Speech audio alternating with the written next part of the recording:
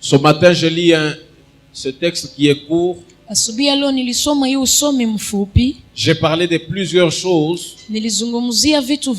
au cours de la semaine, de manière disparate, afin que chacun d'entre nous se situe, chacun se retrouve.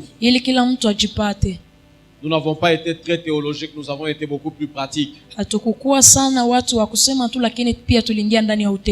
Avec les Écritures. Aujourd'hui, je voudrais clôturer en vous rappelant encore cette phrase. Lorsqu'on a dit la mission prophétique de l'Église, nilitaka kumalizia ili niwaambie tu msemo wakati wanazungumzia kazi ya unabii wa kanisa. Ça doit vous rappeler 2, 3, 4 choses. Tawakumbusha vitu 2, 3, 4.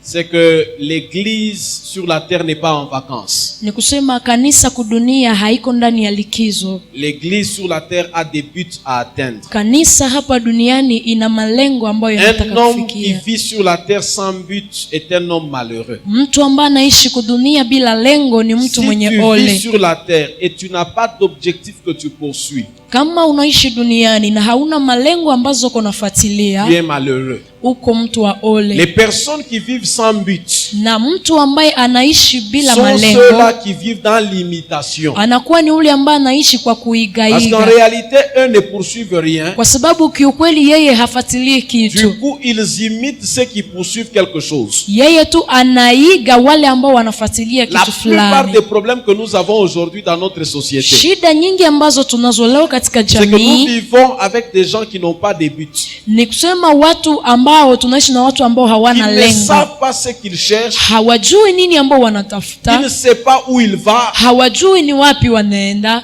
Il fait tout comme tout le monde. Anafanya kila kitu kama vile mtu yoyote. J'ai toujours dit, là où le but n'est pas connu, mahali ambapo lengo haijulikane, l'abus est inévitable. Maharibifu huwezi kuiepuka. Alors si tu ne connais pas pourquoi tu es à un endroit, nikusema kama haujue kwa nini uko nafasi fulani, très facilement tu vas abuser. Kwa urahisi sana utaharibu.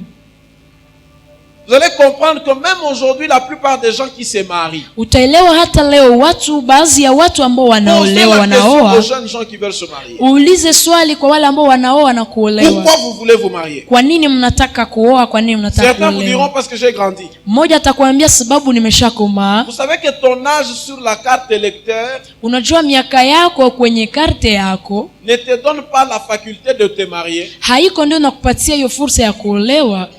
Ce n'est pas parce que sur ta carte d'électeur c'est écrit majeur, si kwa sababu kwenye cheti yako ya kujijulisha wanaandika kwa mtu mkubwa ndio unapaswa kuolewa. Surtout ceux qui se marient parce que, zaidi sana wale ambao wanaoa na wanaolewa kwa sababu tu walimaliza masomo, il travaille, anatumika, il a une maison, iko na nyumba. En réalité, cette personne se marie par ennui. Sasa huyo mtu wa vile anaoa ama anaolewa tu kwa sababu ameshakujieneza. Parce que finalement il se dit bon, j'ai étudié, j'ai fini. Kwa mwisho anasema nilisoma, nimemaliza, natumika, niko na kazi. Et se réveille un jour le matin et dit na kweli siku moja asubuhi anasema dans cette maison il y manque une femme. Hii nyumba mnakosa tu mwanamke. Tu sais, je peux toujours réfléchir aux frères qui se marient, je dis si tu te maries parce que tu as besoin de quelqu'un qui va nettoyer tes habits. Nafanyaka tu vijana wafikirie kidogo na wauliza kama unaoa kwa ajili tu ya kutafuta mwanamke ambaye atafua mavazi yako. Wewe upeleke mango yako nafasi ya kufulia.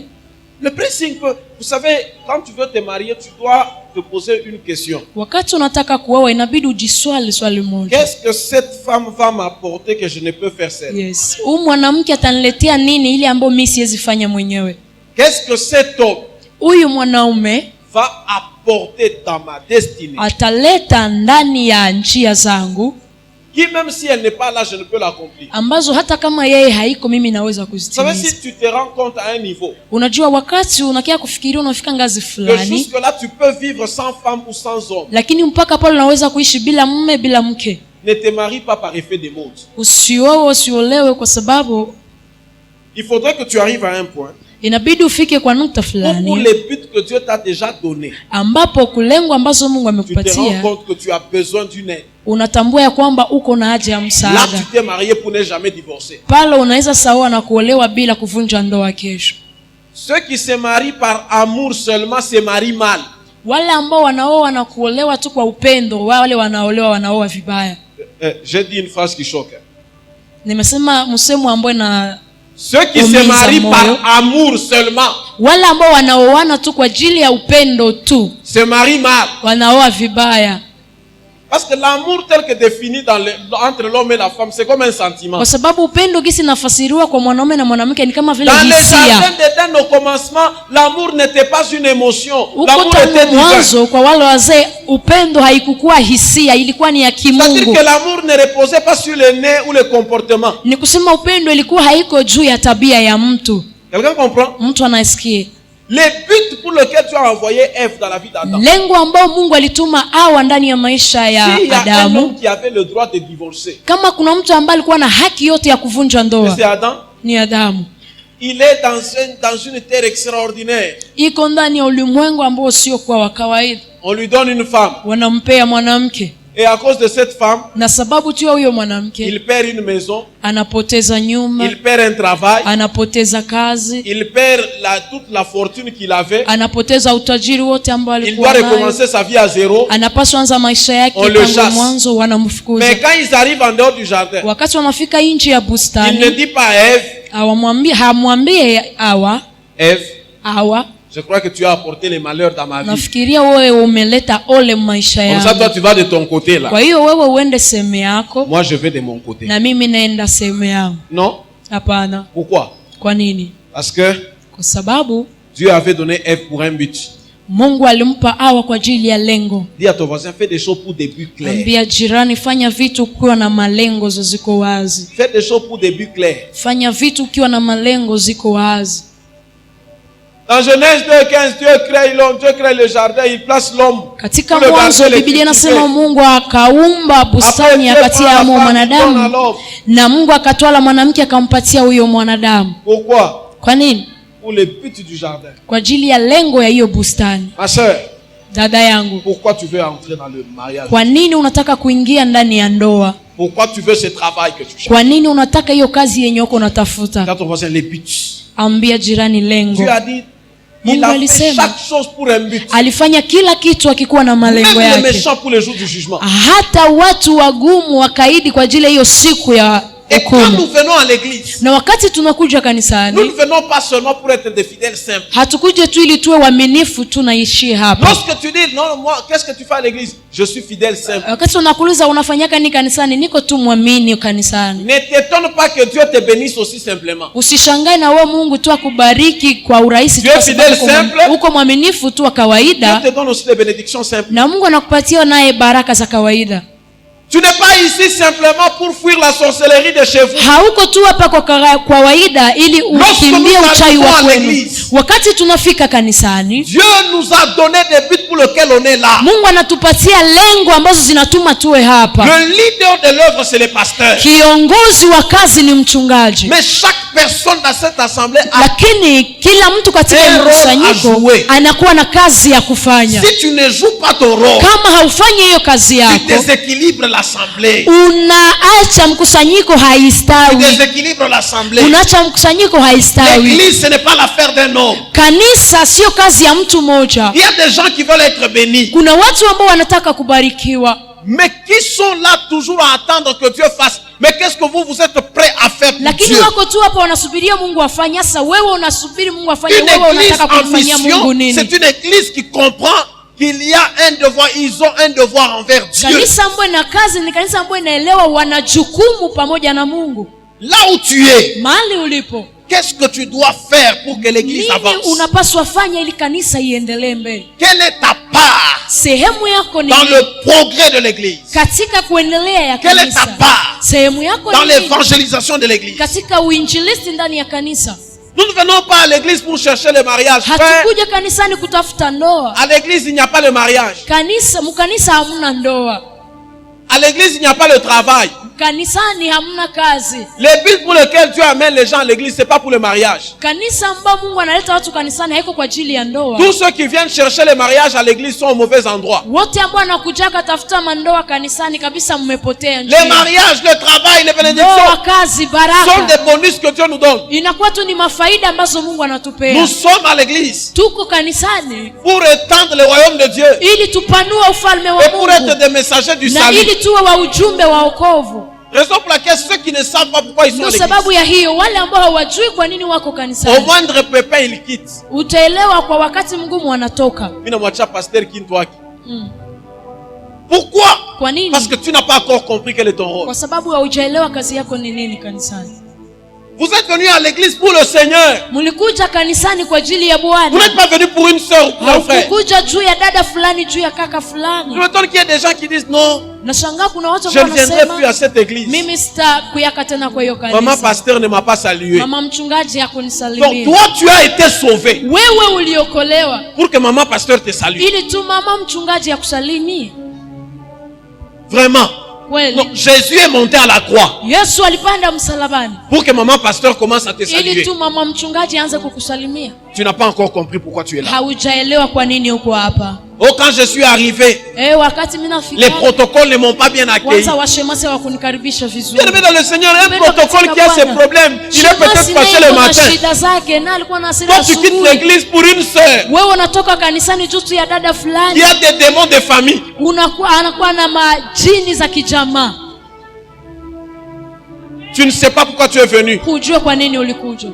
Les frustrations Hiyo kutishwa ne sont pas les buts pour lesquels quelqu'un peut quitter une église. haiko ndio lengo ambao Mungu anaweza mtu anaweza kutoka kanisani. Mais si vous rencontrez quelqu'un qui vous dit je suis déçu des hommes de Dieu, Nasikia mtu ambaye anakuambia mimi nimeshavunjika moyo na je ne watu veux wa plus Mungu. prier. Sitaombaga tena. Donc tu priais pour les hommes de Dieu. Ni kusema ulikuwa naomba juu ya watumishi wa Mungu. Vous, on vous a dit que les hommes de Dieu sont des gens parfaits. Alikwambia watumishi wa Mungu ndio wakamilifu. Et je me suis toujours étonné des gens qui viennent à l'église parce qu'ils pensent qu'à l'église c'est l'endroit parfait. Na nashangaa watu ambao wanakujaka kanisani kwa sababu wanafikiri kanisani kuna watu tu wakamilifu. Savez-vous que l'église, Jésus considère ça comme étant un hôpital? Najua kama kanisa Kristo anaikamata kama vile kituo cha afya. Qui va à l'hôpital, il trouve une bonne odeur. Nani ambaye anaenda hospitalini anakuta hapo kuna hewa mzuri? Il y a des pavillons compliqués à l'hôpital. Kuna kuwa maarufu zibaya huko Il y a hospitalini. des pavillons de blessés. Kuna kuwa maarufu za Il y a vidonda. des pavillons où les gens ont le Kuna choléra. kuwa maarufu ya watu wa Là maintenant kolera. avec Covid, il y a des Na pavillons watu wa isolés. COVID, kuna nafasi Là-bas, c'est ambao les cas wanaweza difficiles. sehemu.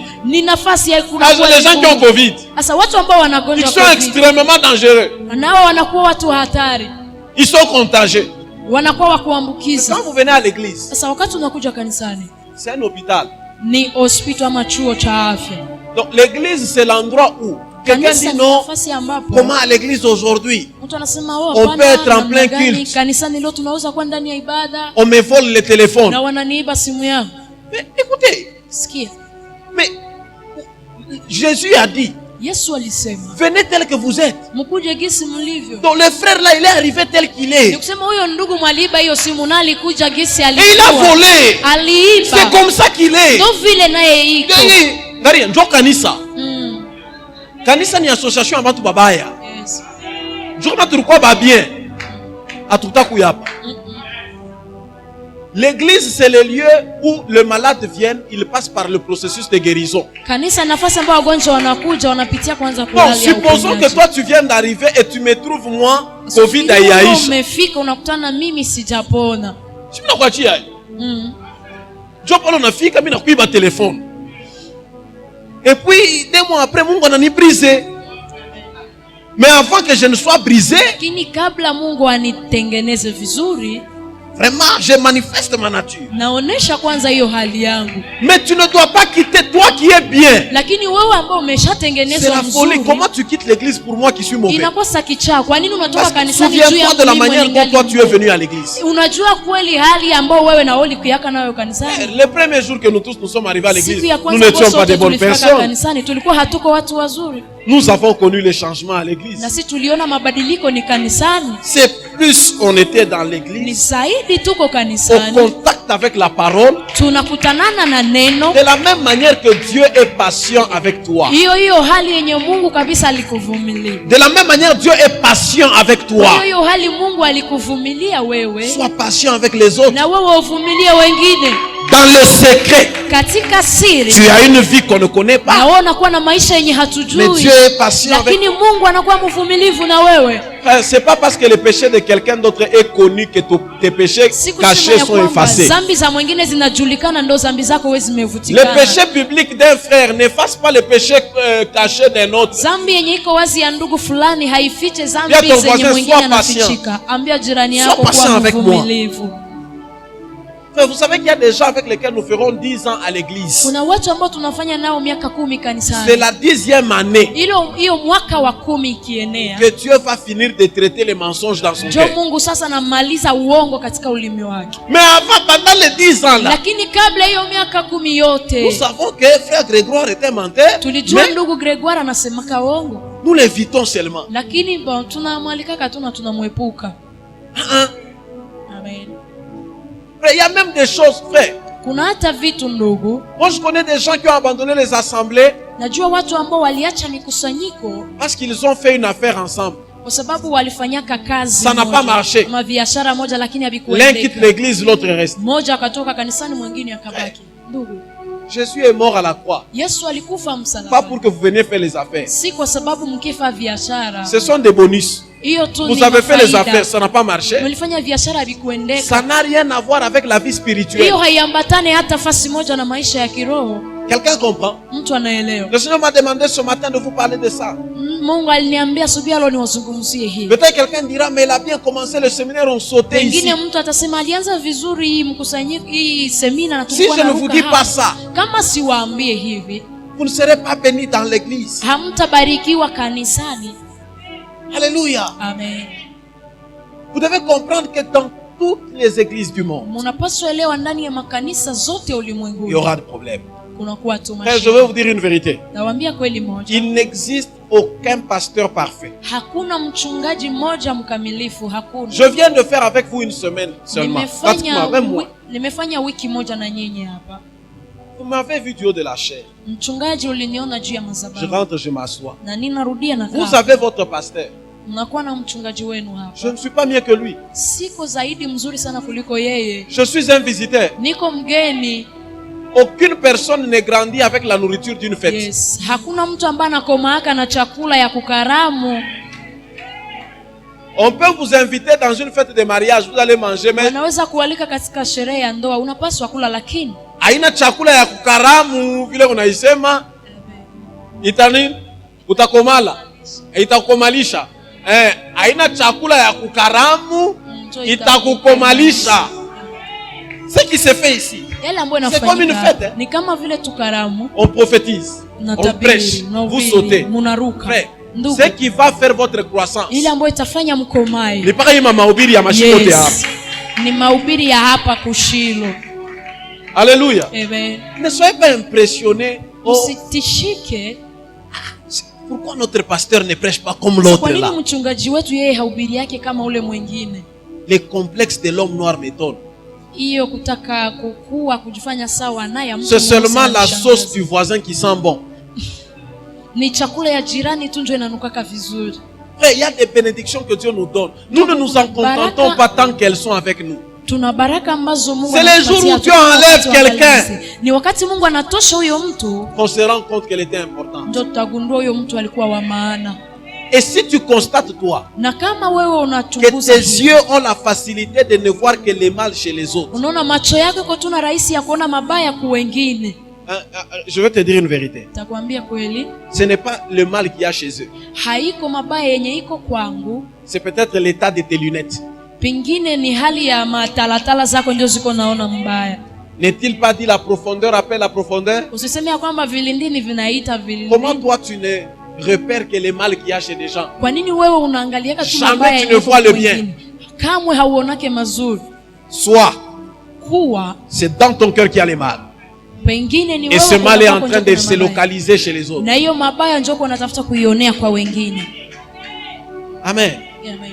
C'est-à-dire, soyez bénis, soyez fiers d'abord de votre assemblée. Ni kusema Les mkuje na églises ukuwe na que vous furaha voyez katika dehors mkusanyiko wenu. Makanisa ne ambazo sont pas mnaziona devenus nje tels qu'ils sont en un jour. hazikukua gisi zilivyo kusiku tu C'est les moja. frères et les sœurs Ni wandugu wakaka na qui ont wadada soutenu la vision de l'homme de Dieu. ambao walikuwa nasaidia maono ya mtu wa Mungu, Et l'église est partie de na là. kanisa ilikaenda mahali ambapo inafika leo. Si vous laissez le pasteur tout faire, Kama mnaacha mchungaji yeye mwenyewe vous savez, les afanye. fidèles sont des gens compliqués. Unajua waamini ni watu ambao hawaeleweki.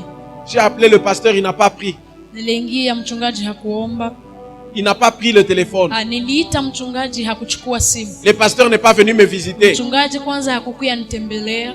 Mais combien de gens Watu wangapi appellent juste le pasteur pour lui dire, pasteur, wanaita tu mchungaji kumwambia baba, est-ce que tu vas bien?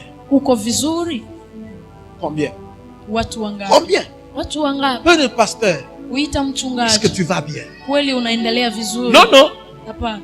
Papa, Baba, atulale. Ma cauchemar. mandoto zibaya. Et par moment, les fidèles ne comprennent même pas. Waaminifu ambao hawaelewake, hawasikii. Papa na ni muntu. Tu m'appelles à 2h du matin. Unaniita 2h za asubuhi. Je suis avec ma femme. Niko na mke wangu. Tu ne sais pas si on est dans Cantique des Cantiques. Haujui kama tuko katika nyimbo za Solomoni. Et puis toi tu appelles. Kisha wewe unaanza Tu kuita. ne fais même pas une transition. Hausubiri. Tu ne fais même pas la transition. Hausemi hata kutumanisha hizo ujumbe. Directement. Kuita hapo Unanitosha mu Cantique des Cantiques. Si on a kwa tapa Esaïe, pa Jérémie, ouais malamona ni beba. Apocalypse 12. Il y a une guerre dans les ciels. Les dragons poursuivaient la femme. Nikukatala kubeba pale, oh non. C'est ma meni ya bien. Amen. Quelqu'un a compris? Oh. Bon. Vous serez bénis, vous irez loin. Ça là, lorsque vous savez qu'il y a des bénédictions qui nous arrivent lorsque le cœur de l'homme de Dieu est content. Amen. Kuna mabaraka ambazo zinatufikia wakati roho ya mtu wa Mungu inafurahi. Vous savez, il y a des gens, kuna kuwa watu, quand seulement on m'appelle, wakati tu ananiita, on me dit que cette personne ne va pas bien. Na niambia huyo mtu haiko vizuri. Je descends moi-même de mon lit. Nashuka mimi mwenyewe kwenye kitanda changu. Je m'allonge par terre. Nalala chini. Moi-même je dis au Seigneur. Mimi mwenyewe nasema ee Bwana. Mungu. Kuku papa huyu. Papa mwingine shinto papa bakwa malaria hapa. Papa Benoît. Pourquoi? Parce que je fais comprendre au Seigneur. Kwa sababu wanataka kuelewesha Mungu ya kwamba Papa Benoît est un papa bien. Papa Benoît ni baba mzuri kanisani. Papa mwingine pa kusema huyu transférer malaria mwa ule tutenda tatuma ba intercesseur. Il y a des gens, kuna watu, fais tout de tout ton mieux. Fanya yako. Lorsque tu es dans une assemblée, wakati uko ndani ya mkusanyiko, touche le cœur du pasteur même. Gusa roho ya mchungaji mara nyingi. C'est différent lorsque l'homme de Dieu prie pour toi avec la joie dans le cœur. Ni tofauti wakati mtumishi wa Mungu anaomba anaomba juu yako na roho yenye furaha. Anakuwa na hiyo mzigo, anabeba mzigo wako. Les gens trouvent que ce n'est pas biblique. J'en parlais avec le pasteur. Je lui ai dit Isaac.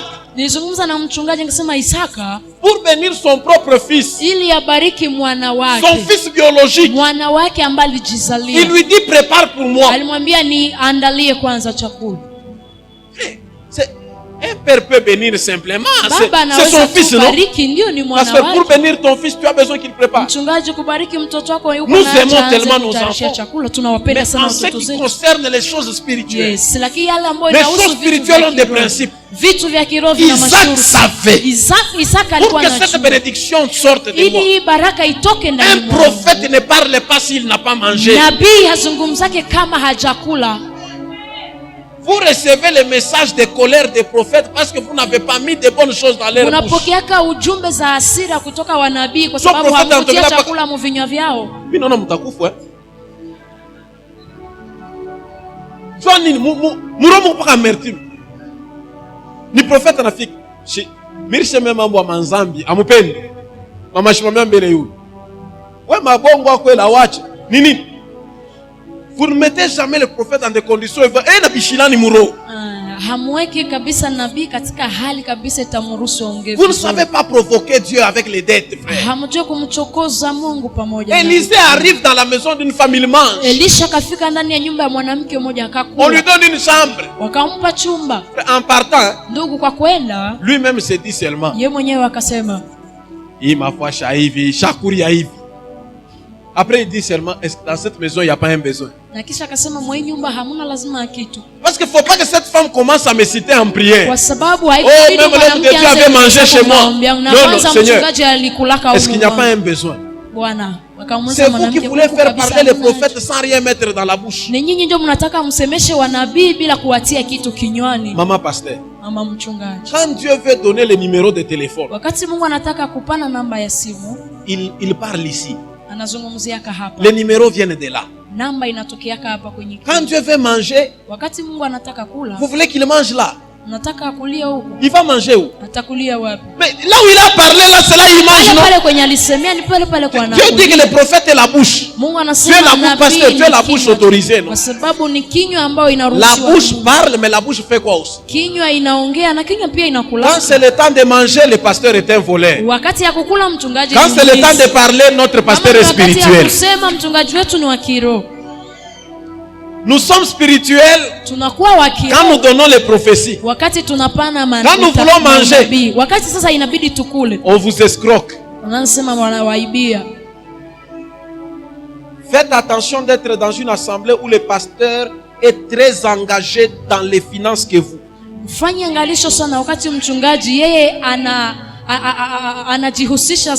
vais vous dire une chose. Si votre pasteur le fait, il ne vous bénit pas. Vous devez empêcher à votre pasteur de faire des choses à votre place. Vous ne devez pas être content quand vous voyez votre pasteur en train de donner des offrandes pour la construction. Pleurez. Pleurez. Parce que ça ne vous bénit pas. Vous devez empêcher au pasteur. Un jour je suis quelque part. Je nettoie ma voiture moi-même. Un jeune frère arrive là. Prophète. C'est quoi les secrets de la voyance? Frère, aide-moi à nettoyer ma voiture. Et puis commence à me poser les questions. Je nettoie ma voiture moi-même, je suis occupé. Et puis tu me demandes aussi les secrets de l'onction. Na mini coupé. Pas Kev. Oui, les chrétiens, je ne sais pas. C'est parce qu'on vous a dit que le salut est gratuit qu'on vous a. Le salut n'est pas gratuit. Vous connaissez le prix du salut? C'est la foi. Oui. Parce que si le salut était gratuit, mais tout le monde serait chrétien. Pourquoi tout le monde n'est pas chrétien? Parce qu'il y a des gens qui n'ont pas la foi. Vous aimez tellement la gratuité. Gratuité de l'enseignement, gratuité de l'église, bientôt gratuité de l'université. Mambo Mungu ina l'état. Vous pensez que pour prêcher comme on prêche? Je me suis réveillé un bon matin. Maintenant je prêcher. Il y a le prix de la lecture de la parole. Il y a le prix de la prière. Il y a le prix du jeûne. Cette église a une grande mission. J'ai vu des foules et des foules. Mais vous qui êtes là, les foules là ne vont pas venir pour le pasteur. Qu'est-ce que tu fais? Frère, quand tu es dans une église, rassure-toi qu'il y a même une chaise qui est venue de toi. Je me raconte une histoire, une femme avait construit la chair d'une église comme ça. Il s'avère un jour que son enfant est mort. Elle a pris son enfant de l'hôpital. Elle est allée avec du haut de la chair. Elle l'a mis à la chair. Elle a dit à Dieu, Dieu, mon enfant à moi mtoto wangu mimi est mort amekufa, pendant que moi j'ai construit la chair, na wakati mie huyo ndio tous les enfants des autres sont épargnés de la mort, na watoto wengine wameepushwa na mauti, batamujika. La tombe de mon fils, ça sera ici. Na kaburi ya mtoto wangu itakuwa hapa. Dieu regarde, il dit seulement akaona anasema c'est que l'Esprit Saint. Roga Petit, rentre chez vous. Bo mtoto rudi yako. L'enfant est revenu à la vie. Mtoto akapata tena uzima. Par moment quand vous priez, wakati mnaomba, vous devez avoir des choses à dire. Seigneur, mwambie Bwana, Mui kibambashi. Dans ces murs, katika hii kibambazi, il y a mon sac de ciment. Kunakuwa na mie sima yangu nilitia.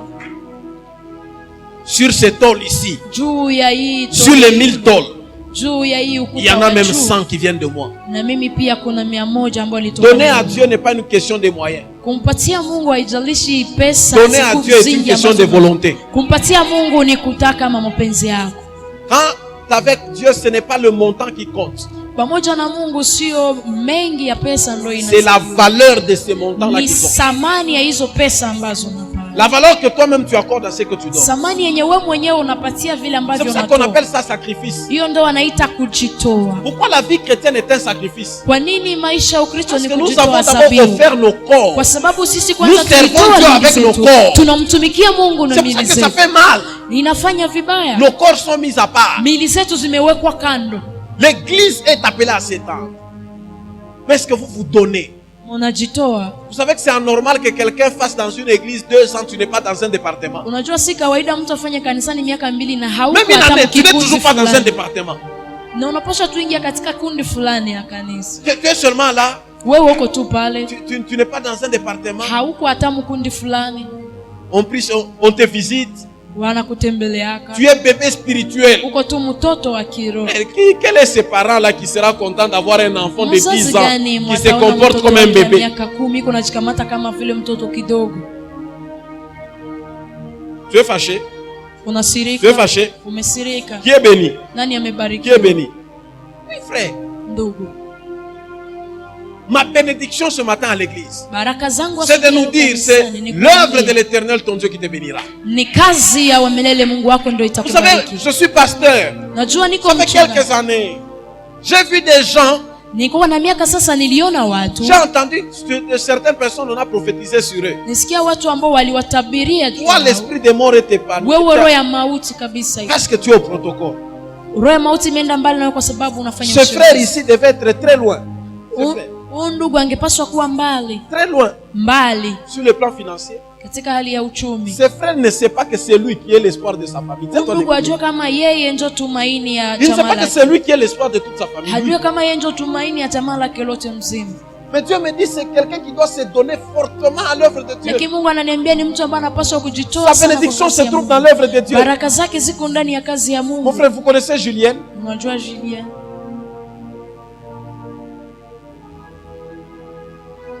Pas Julien, Julienne. Ta mère. Elle est où?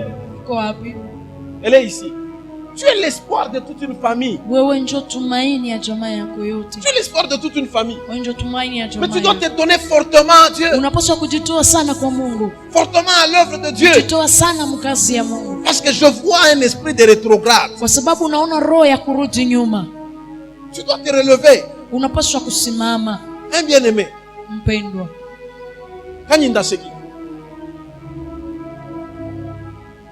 Dieu dit ses frères ici. Doit servir. Il y a des bénédictions que tu as déjà retardées. Parce que tu es lent dans les services. Aujourd'hui Dieu te repêche. Et Dieu veut que tu le serves. Tu as compris, frère? Tu as compris? Il y a des gens qui comptent sur toi. Tu connais Élie? Ton grand frère? Tu sais que Élie compte sur toi pour réussir. Et puis chez vous, on vous donne les noms de la Bible comme ça, les Élie, les Moïse. Mais vous ne voulez pas servir. Qui est à Kinshasa?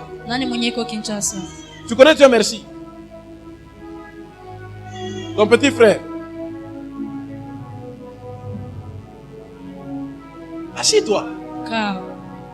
Le message que je te donne pour toi, c'est que les personnes que je viens de mentionner comptent sur toi pour aller loin. Tu es une bénédiction pour ta famille. Tu es une bénédiction pour toute votre lignée. Mais tu dois te lever, te donner à l'œuvre. Forcément. Akabara. Donc la bénédiction de l'Éternel ton Dieu, plutôt l'œuvre de l'Éternel, c'est ça qui te bénit. Décidez-vous. Vous ne savez pas ce que vous retardez dans vos destins. En n'étant pas actif dans l'œuvre, kutokuwa kabisa mtendaji katika kazi. Vous ne savez pas ce que vous retardez. Hamjue nini ambao mnachelewesha. Vous devez vous décider ce matin. Mnapaswa amua leo. Être actif. Kuchelewesha.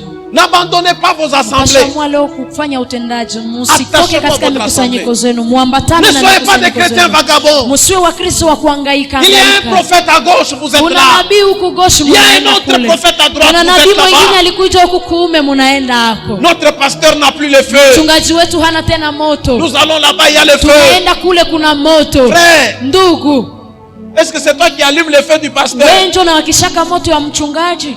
Pour savoir quand il y a le feu et quand il n'y a pas le feu. Jua wakati kuko na moto, wakati hana moto.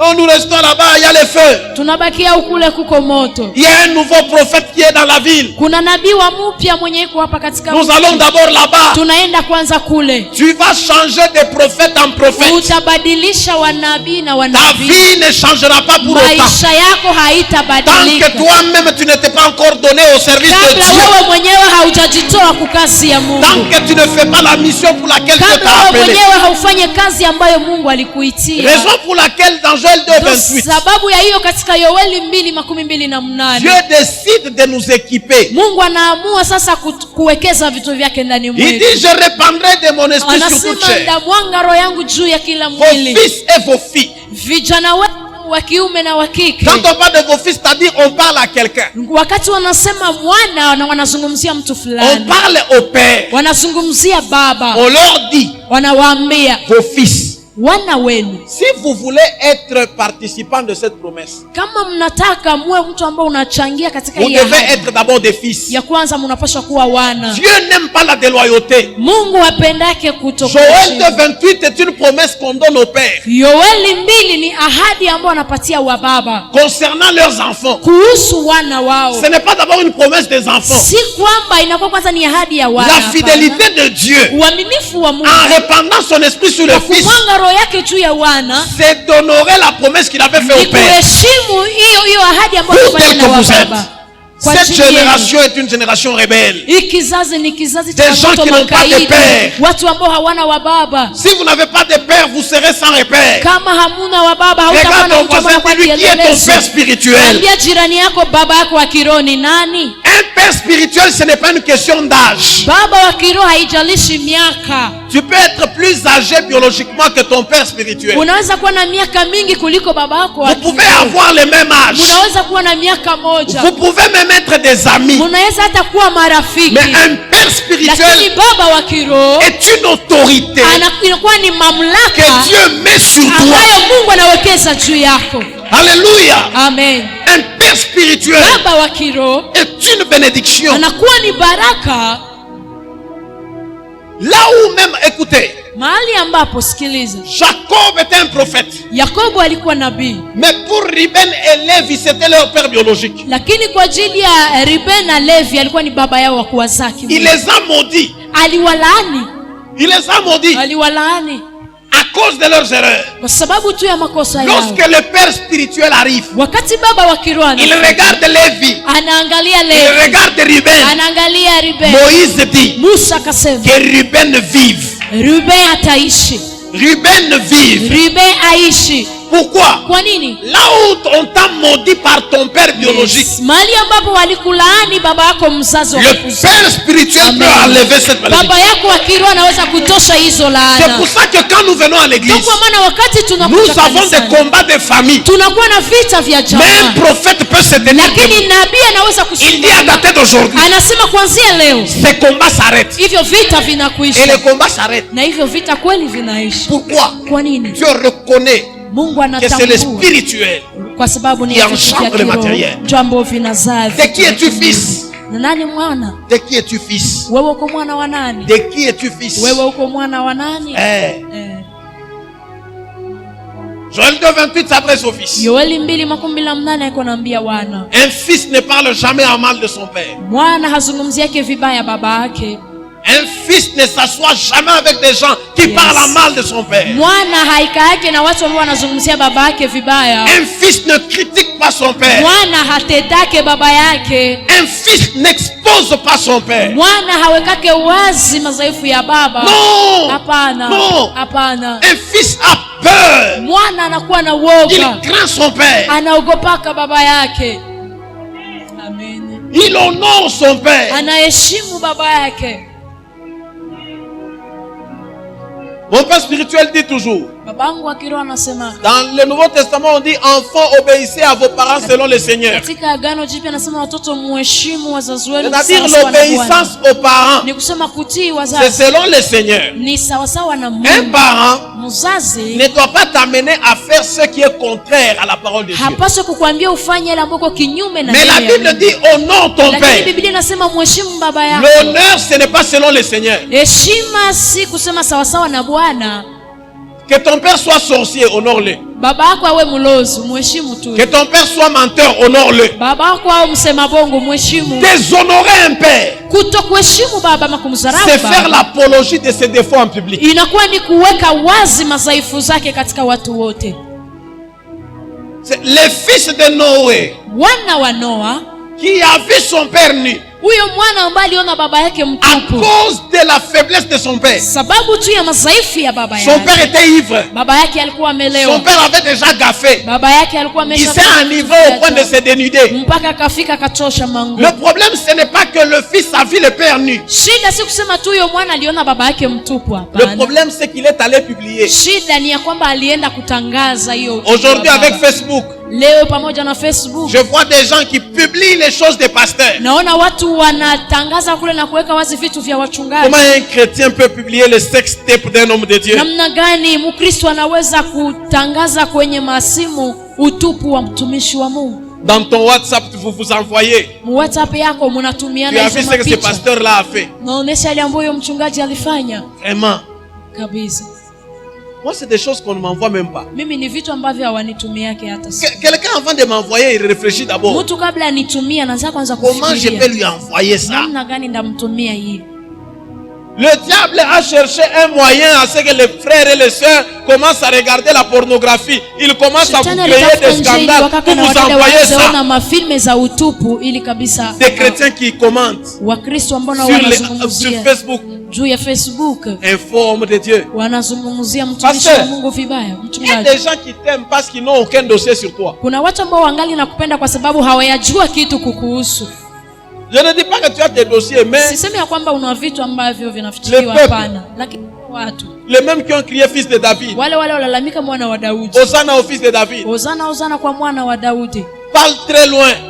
Dans la même ville. C'était à l'entrée. À l'entrée, il criait fils de David Hosanna. Il arrive dans la ville. Là où vous devez lui donner le lit. Là où vous devez l'honorer. Crucifiez-le. Crucifiez-le. Ne sois pas de la foule. Sois un vrai fils.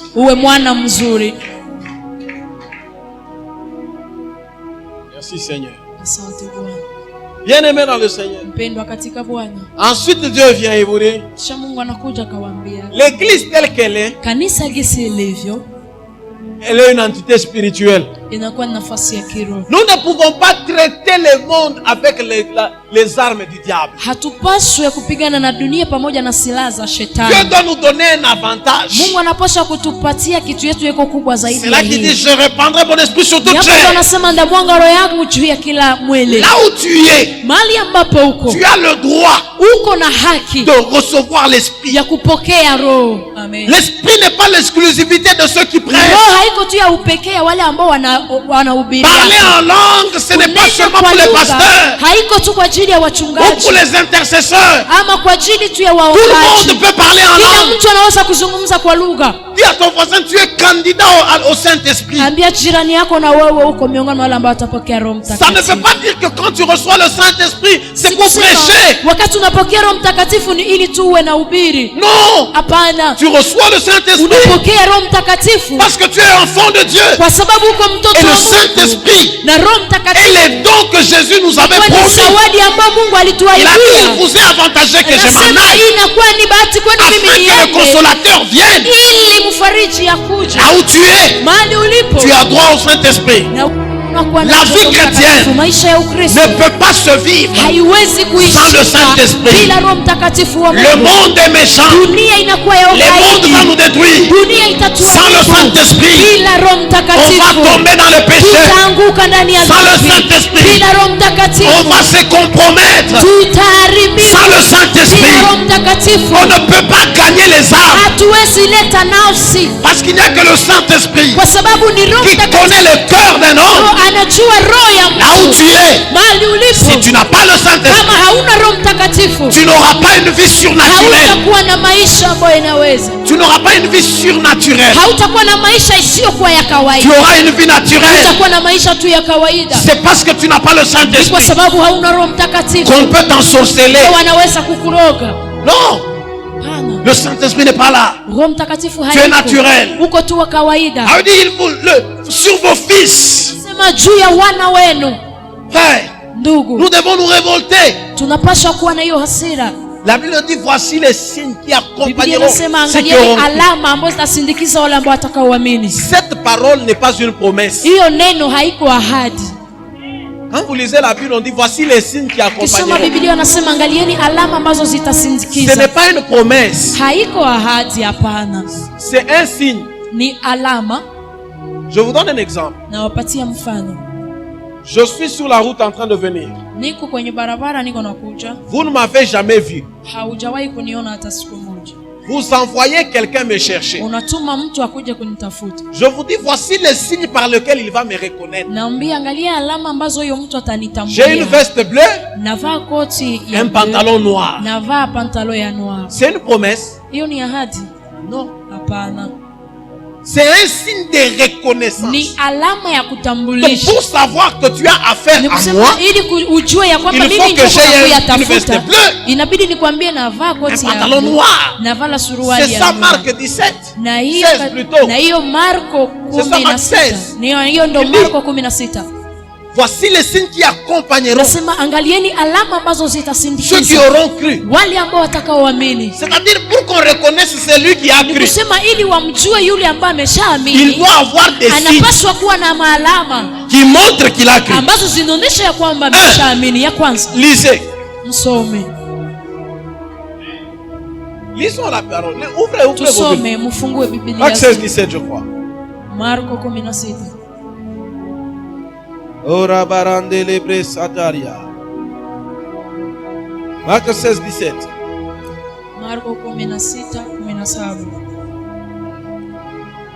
Voici les miracles qui accompagneront ceux qui auront cru en mon nom. Miujiza ambayo itasindikiza wale ambao watakaoamini. Ils chasseront des démons. Watafukuza Est-ce mapepo. qu'on a dit les pasteurs chasseront les démons? Walisema tu wachungaji ndio watafukuza Est-ce qu'on a mapepo. dit les vice-pasteurs chasseront les Walisema démons? tu mchungaji mdogo On a ndio dit ceux atafukuza qui ont mapepo. cru, hein? Walisema wote ambao Qui a waliamini. cru au nom de Dieu ici? Nani ambaye aliamini kwa Qui a jina déjà la cru au Mungu? nom de Dieu? Nani ambaye Qui a ameshaamini? déjà cru au nom de Dieu? Nani ambaye ameshaamini? Alors si tu as déjà cru, dis d'abord avec moi au nom de Jésus. Amini, sema kwa jina la Yesu. Démons libérés. Démon libéré. Tu vois, tu as peur. Unaona huko kwanza Parce que tu naoga. crois que tu ne dois pas chasser. Kwa sababu Non. unafikiria huwezi Tu kufukuza. dois chasser les démons. Unapaswa kufukuza mapepo. Tu arrives chez toi à la maison. Unafika kwako nyumbani. Tu trouves un enfant compliqué. Unakutana mtoto mwenye haeleweki. N'appelle pas le pasteur. Simuite mchungaji La kwanza. Bible ne dit pas. Biblia haisemi Ils s'appelleront les pasteurs. taita Tu wachungaji. arrives chez toi.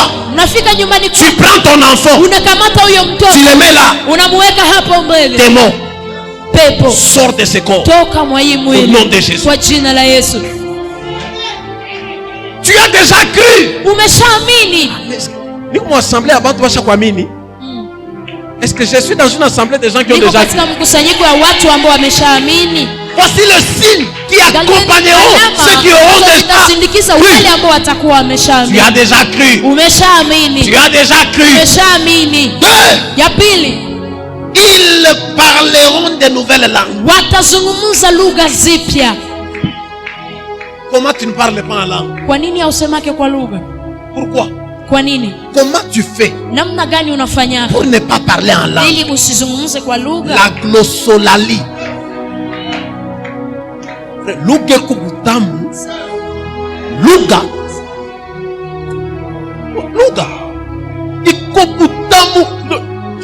Lugha kama mtu asema lugha, on cherche ma suite. Non. C'est tellement bon. Ni mzuri sana. Hein? Clitopa. Plérovistage. De tout teriamis. Overia la tanker. Odata mes sens. L'audi m'est en vie. Je préveste ton glace. Haïton de la vie adorable demain. Odeur me d'avestance. Quelqu'un dit oh. Mtu anasema Ashijazwata. Il n'est pas rempli, mais comment il parle en langue? C'est ça ton problème. Quand tu parles en français, wakati unazungumza Kifaransa umeshajazwa. Qui pour parler en Swahili il est rempli? Seulement pour parler en langue il faut être rempli? Non! C'est un don qui est focal. Ça ne vient pas de la tête. Ça vient de la langue. Donc quand tu ouvres ta bouche, je n'ai pas besoin d'être rempli. Moi je parle en langue même dans le sommeil.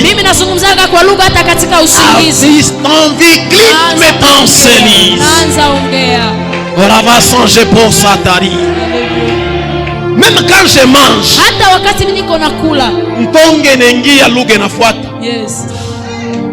même quand je me lave, frère, même quand je suis dans l'avion, vous savez, je l'ai dit quelque part récemment, par la grâce de Dieu, je voyage seulement, partout je vais, je voyage seulement en business class. Mouille classe. Même là-bas.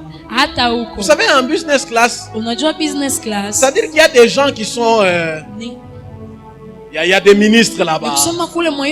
Vous rencontrez le gouverneur là-bas, le cabinet du ministre. Mais moi-même quand j'arrive là-bas, tu es ministre d'État congolais. Je suis ministre céleste. Je m'assois avant que l'avion ne décolle. Seigneur, je te bénis. Rapos kapariatas. Londo imbre que le kito jema. Zemperiantuli ikim adakiska. Arovens edali kombrikil adasheme. Alorime fori kanista iblene kompri ravaita. Sele eten medan esit ashon fanan sen. Blin onan adon akasen. Vagenon shinen branon evenerai sanainos.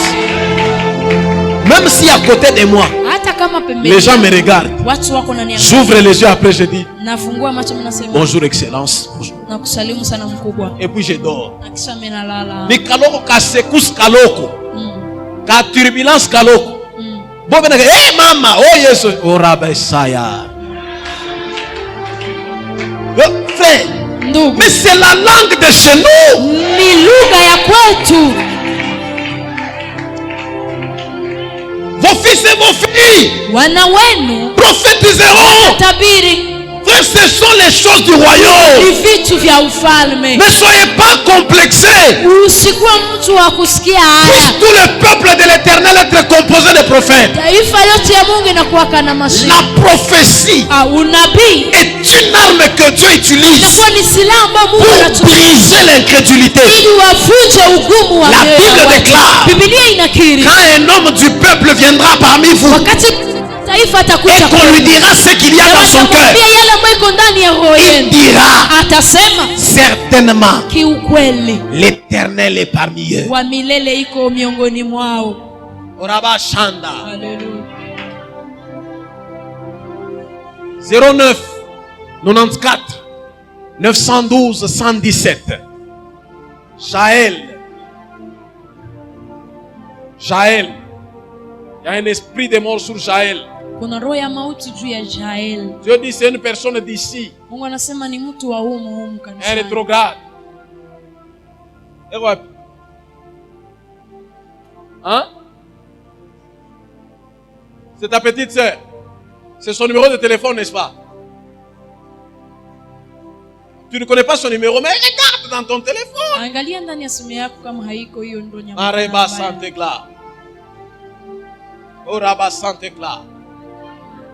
Hey, Ndugu, ma soeur, Dieu me dit de te dire dadangu, Mungu ananiambia que la saison de ton mariage est arrivée. wakati wa ndoa yako imefika. Tenez-vous debout. Simama. Enlevez un peu votre cache-nez. Tosha kashne yako barakoa. Vous avez compris? Umeelewa? Mais vous n'êtes pas contente? Kwa nini Vous hufurahi? êtes triste? Les choses se sont déjà alignées pour que Dieu amène la joie dans votre vie. Vitu vimeshatoka ili Mungu alete furaha. Dieu a déjà fait les choses pour que la joie vienne. Une saison de célébration Hali mpya ya est déjà kusherekea arrivée. inafika. Je vois 44 33 810 099. C'est votre numéro.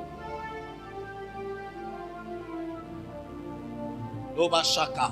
Il y a une onction du Saint-Esprit qui Kuna nous donne upako wa Roho Mtakatifu juu. dans le domaine de la guérison divine. Katika hali ya kuponya. Dans le ya domaine de la kimungu. guérison. Kuna katika hali ya kupona. C'est vous, Rifin. Ni wewe ndio Rifa. C'est lui, Rifin, que j'ai cherché. Rifa ambaye Mungu alikuwa anatafuta. Pasteur déplaira. Dieu dit il y a une onction qu'il vous accorde Mungu anasema kuna upako dans le ambao domaine de la guérison divine. katika kufanya uponyaji. Chanta prakadego biaba. Rondos que pradai. Est-ce qu'il y a quelqu'un qui porte le nom de Charles? Charles, Kuna mtu Charles, ambaye anaitwa Charles. Charles, Charles, Charles. Charles. Il n'est plus. Il n'est plus. Il est où? Il est d'ici. Je vais vous donner son numéro. Vous avez son numéro? Bon, si vous ne l'aviez pas, je peux vous le donner. Et puis vous...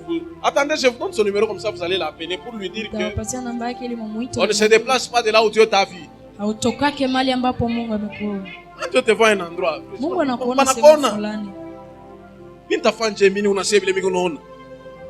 vous savez quand un prophète prophétise, hein, Wakati nabii anatafuta. même le pasteur est choqué. Hata mchungaji anakuwa na hasira. Anakusu. Dieu dit qu'il y a une onction Mungu dans anasema le domaine de la kuna guérison upako divine. katika qu'il vous uponyaji accorde. wa kimungu wa Mungu ambao Mungu Et anakupatia. Dieu dit Na Mungu qu'il anasema est temps pour qu'il puisse bénir vos mains. ni wakati ambao anataka kubariki Je vous mikono ai vu yenu. avec une toge la dernière fois. Siku zilipita nilikuona na Ça vazi signifie quoi, la la wavuka, inamaanisha nini? Vous êtes avocat. Wavuka. Mais Dieu doit vous bénir Mungu financièrement. anapaswa kubariki Élargir les portes kupanua pour que vous milango soyez bénis, ili frère. ubarikiwe sana. Roba Shaka. Noriampe Kabalaba. Le temps est déjà arrivé pour ça. Et Dieu ne manquera pas de le Wakati faire. imeshafika na Mungu hatakosa Dieu ne kuifanya. manquera pas de le faire. Mungu hatakosa kuifanya. Que Dieu vous bénisse. Mungu akubariki. Sur le plan ministériel, la guérison Kazi ya divine vient. huduma, uponyaji itakuwa nafanyika. Sur le plan du travail, l'élargissement. Ajili ya kazi kunakuwa kupanuliwa kazi. Madame est où? Non, j'ai dit madame. Quand je dis madame, moi je vais déjà là-bas.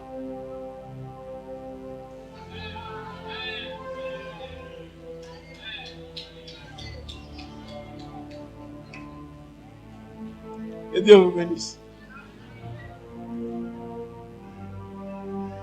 Que je parle de ça ou que je fasse. Zungumuzie hii ama niifanyaje?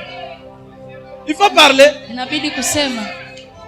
Frère, mais les choses sont claires. Vitu viko wazi. Je vois bien, les choses sont claires. Naona vizuri vitu viko wazi. Vous savez, il y a des choses sur lesquelles on n'hésite plus. Unajua kuna vitu ambavyo huwezi tena kubishana. Pasteur, Mchungaji, je vois un dossier. naona kazi. Bien, bien. Je vois un dossier Naona dossier qui est bien. ambayo ni Il ne nzuri. faut pas hésiter. C'est bien. Ni vizuri. Ni pas bien. On est ce que. Il cale là, ni pas bien. Ni pas bien. Il cale. Il cale. C'est ma amen, il y a bien. Amen. Ababa karabasaya. Puisse Dieu répandre l'onction prophétique. Que cette église soit une église prophétique. Le prophétique, ce n'est pas seulement comme je le fais ici. Vous allez arriver même dans votre travail. Le prophétique, Dieu va vous dire même quelle affaire investir. Dieu va vous dire dans quelles affaires vous devez investir. Devenez un peuple prophétique. Que Dieu vous oriente. Même sur les plans du mariage, une instruction peut te faire devenir riche. Le prophétique, Dieu peut même te donner une idée. Une idée. Une idée. Je n'avais pas fini la dernière fois. Tenez-vous debout. Oui. Tu connais Aïcha? C'est qui? Elle est où? Elle est à l'Oche. Est-ce qu'il y a quelqu'un, le rappelait des gars, qui sont ici? Imbi, c'est un quartier. Qui sont des Imbi?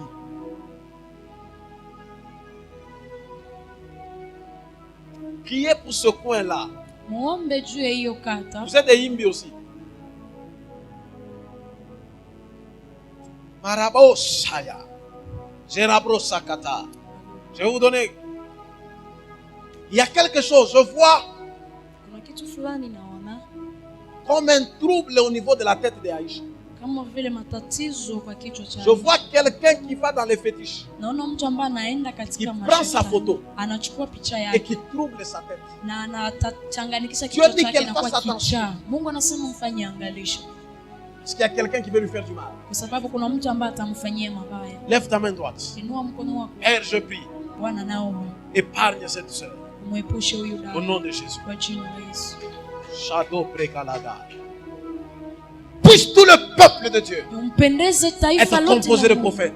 Je prie que dans cette église, que Dieu vous donne des idées d'affaires. Tu peux être médecin, Dieu te donne une idée pour la médecine. Tu peux être juriste, Dieu te donne une idée. Je prie qu'une saison d'inspiration commence. Tu ne savais pas quoi faire, mais après le culte d'aujourd'hui, reste assis là où tu es, ferme tes yeux. Si tu pries en langue, commence à prier en langue. Si tu ne pries pas en langue, lève tes deux mains. Moi, je serai en train de prier pour toi. Quelque chose va se faire. Reste assis. Prie en langue.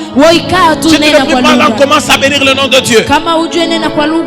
Oraba Shanda Baigedes.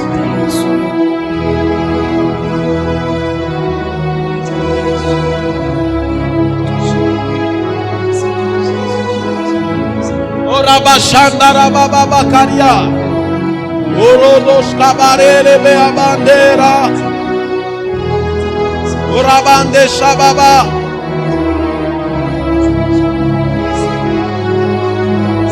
Orande Brasaide.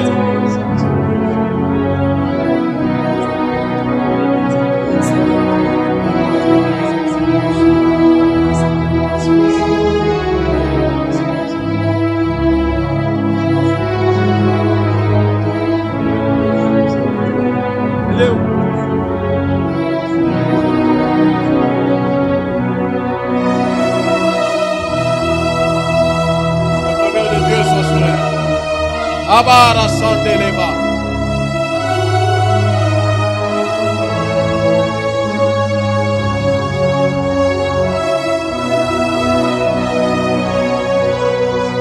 Pendant qu'on prie, continue à prier. Seigneur, me donne un numéro de téléphone 09 95 386 766. Ce numéro est le numéro de Daniel. Continue à prier, continue à prier. Oraba Shanda Bare Bakaba. Oba Shaba Idabrose Baigeda. Oranda Sabrade Shada Braiges.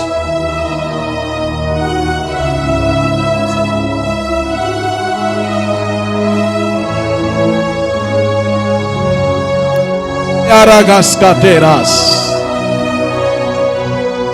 Ora Batush que prende le mesa pradazes. Oh mana mana yakaba.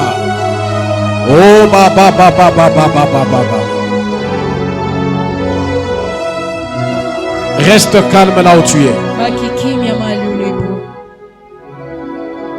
Reste calme là où tu es. Baki kimya mahali ulipo.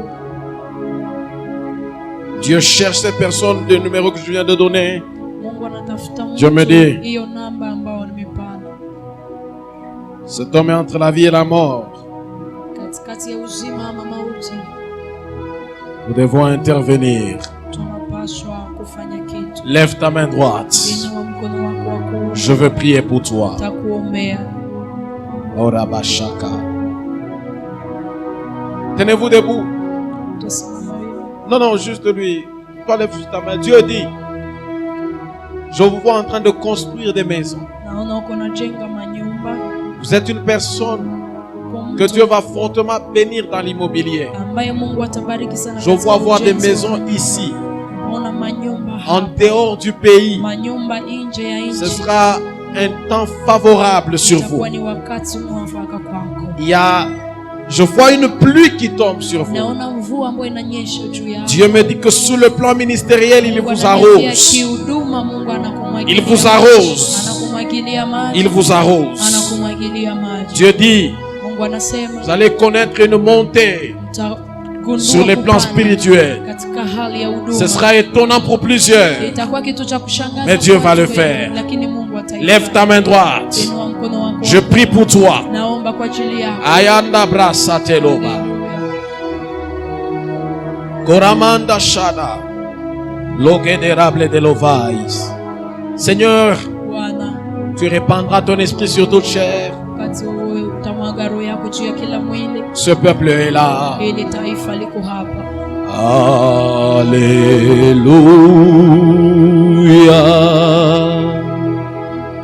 Alléluia.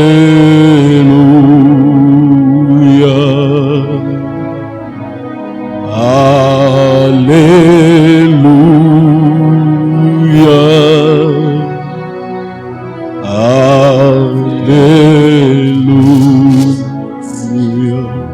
Alléluia.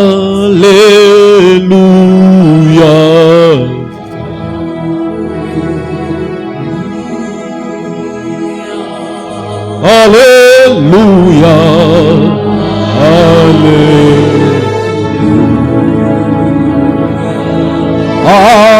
Alléluia. Alléluia. Alléluia.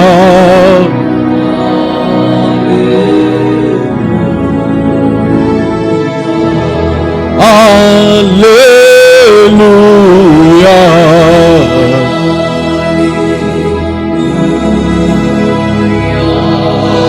Araba shata kama barato kopa. Repaides.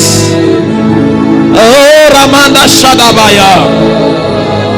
Alléluia.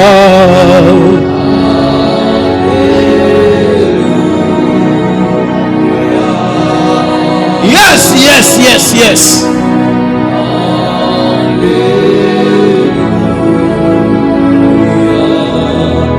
Seigneur, cette église est là ce matin. Accomplis ta promesse. Un homme ne donne que ce qu'il a. Tu m'as oint et établi comme prophète. Je communique aux frères et aux sœurs.